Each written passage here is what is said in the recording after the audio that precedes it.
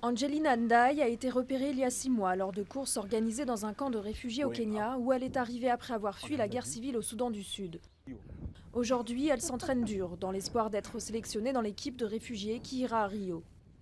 Je serais très fière d'être là-bas et d'être reconnue comme sud-soudanaise, parce que je crois que la plupart des champions sud-soudanais n'ont jamais été au JO. Mais peut-être que cette année, au moins un d'entre eux pourra représenter le pays.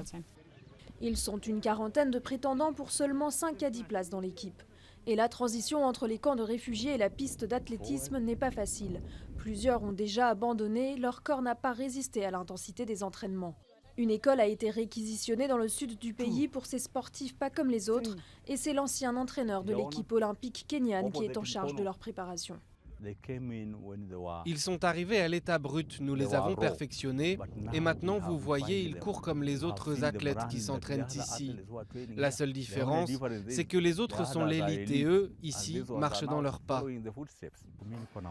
John Azra est particulièrement satisfait des performances de Mohamed Aboubakar aux 5000 mètres. Ce réfugié somalien est arrivé au Kenya à l'âge de 5 ans et a passé les 20 dernières années dans des camps.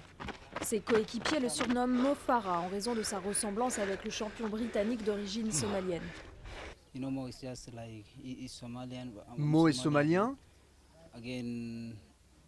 je suis somalien et je serai très heureux d'être comme lui dans les années à venir.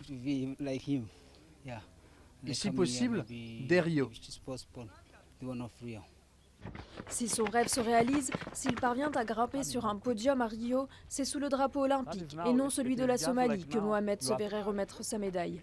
Mais pour l'instant, le Brésil est encore loin.